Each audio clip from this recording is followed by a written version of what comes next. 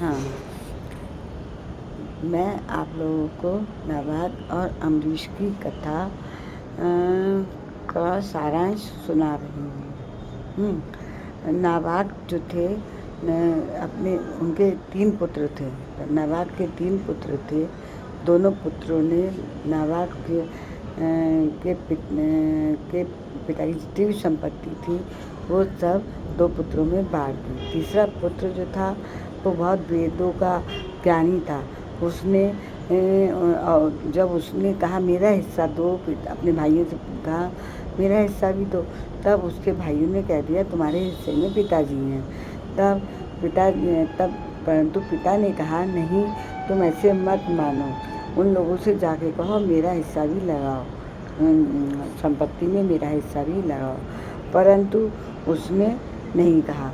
वह जा कर के पिता के पास गया। पिता ने कहा जाओ, कोई राजा 7 दिन तक यज्ञ करता है परंतु यज्ञ में भूल कर देता है, और उस भूल को सुधारने के लिए तुम उससे 2 सूत्र बतला देना, दैवस्य देव संबंधी 2 सूत्र बतला दो।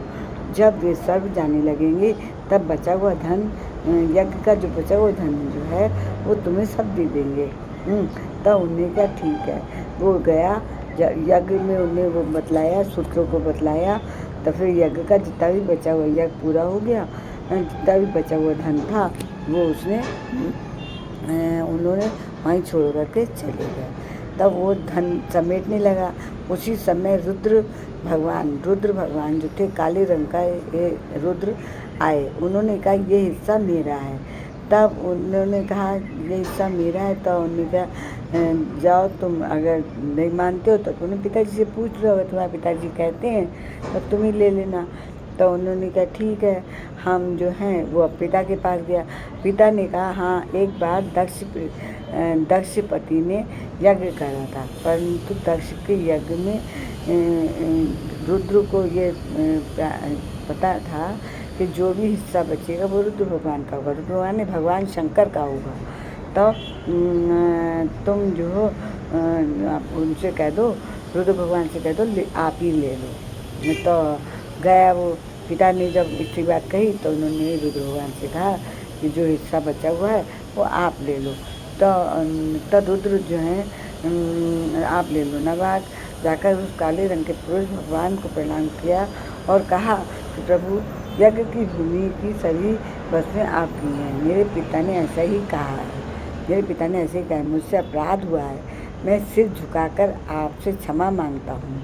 तब भगवान रुद्र ने कहा तुम्हारे पिता ने धर्म के अनुकूल बात कही है, इसीलिए मैं ये सब धन तुम्ही को देता हूँ। तो वो दे करके पहले वो अंतर्ध्यान हो गए। रुद्र भगवान जो तो अंतर्ध्यान हो गए हैं। और यहाँ यज्ञ में बचा हुआ धन जो अंश है वो धन भी मैं तुम्हें ही दे रहा हूँ, तुम इसे स्वीकार करना। इतना कहकर सत्य प्रेमी भगवान रुद्र अंतर्ध्यान हो गए। जो मनुष्य इस आख्यान को पढ़ता है या सुनता है या दूसरों को सुनाता है, उसके एकाग्र चित्त से सुनता है, सुनाता है और वो स्वरूप जान लेता है। नाभाग के पुत्र अम्बरीश वे भगवान के बड़े प्रेमी एवं धर्मात्मा थे, जो ब्रह्म शाप कभी कहीं रुका नहीं जा सकता था, वो भी अम्बरीश का स्पर्श ना कर सका।